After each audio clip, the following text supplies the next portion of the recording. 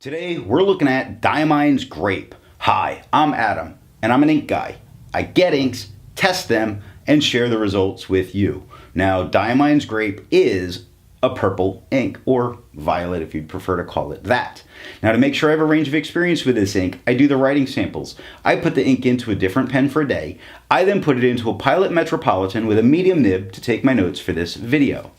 Now, before we look at the writing samples, let's look at the sciencey bits. Up first is a chromatography, and I agree with Vita that I've learned a lot by doing multiple chromatographies. The one on the left is done the way it's supposed to be done. I put a line of ink down, immediately dunk it into water for 10 to 15 seconds. And we see a sort of hanging around purple line across the bottom. The purple pushes up and it becomes very dark up into the magenta that we're seeing at the top. Very nice. The one on the right I let dry for 10 minutes before I dunk it into water. And that purple line across the bottom is much more noticeable, much more distinct, and much more there. Now as it pushes up, it seems to behave the same, but the magenta that's pushing up seems to push a little bit farther than it did in the original chromatography. Resistance tests are done to see how this ink can be expected to perform on the page, and more importantly, how hard it might be to clean from your pens. I let the smear dry for 3 days before testing it.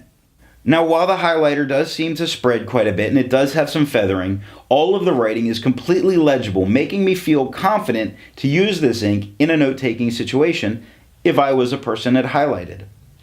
Water reactivates and lifts most of, but not the purpley bits that we're seeing at the bottom, that we saw at the bottom of the dried chromatography. It seems to hold out just a little bit against water. Pen Flush did everything water did and then some. We start to see one little spot where the paper is coming through. We see some of the white of the page. So the good news is Pen Flush should be all that you need to take this from your pen.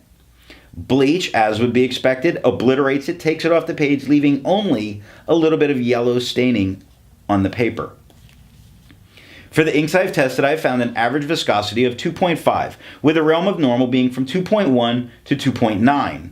Diamine's Grape has a viscosity of 2.1, making it normal, and just making it normal.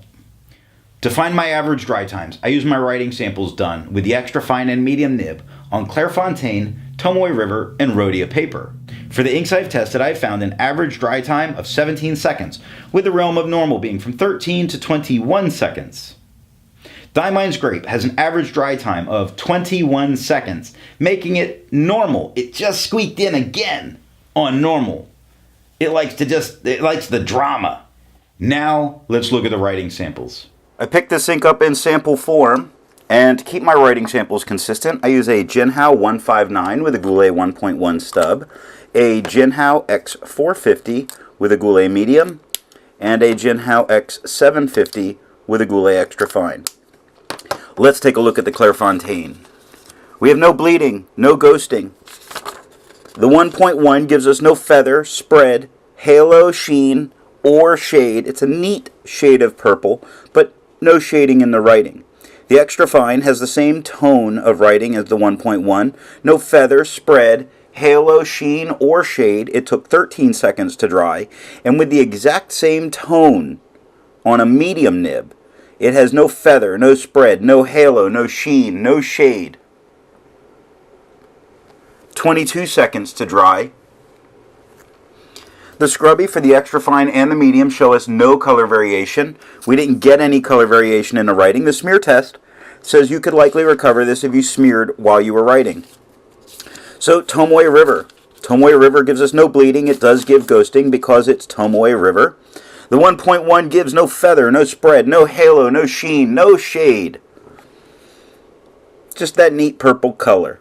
The extra fine has no feather, spread, halo, sheen, or shade. It took 20 seconds to dry.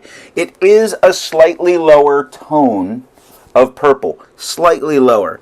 Back to that heavier tone that we got with the 1.1 on the medium. It had no feather, spread, halo, sheen, or shade. It took 30 seconds to dry. The extra fine and the medium scrubby showed us no color variation. We didn't get any color variation. And the smear, you might stand a chance, maybe. That's the best I can say.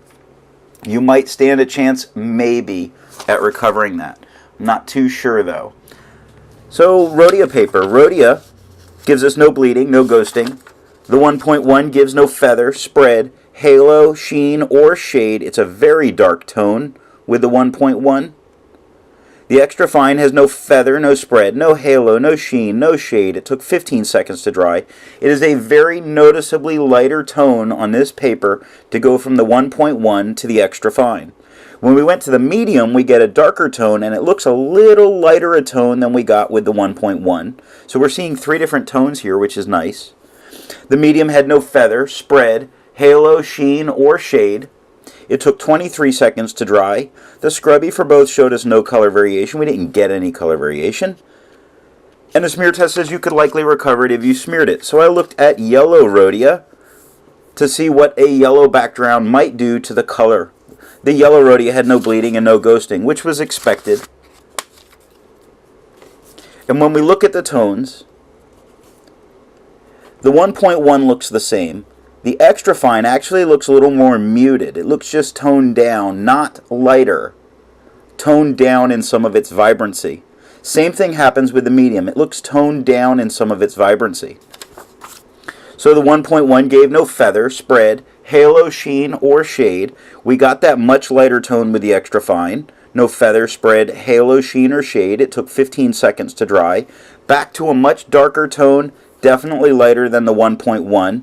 With no feather, spread, halo, sheen, or shade. The scrubby says it has no color variation. It gave no color variation. And the smear test, you could likely recover it if you smeared it while you were writing. So original crown mill, this is a laid paper. No bleeding, no ghosting.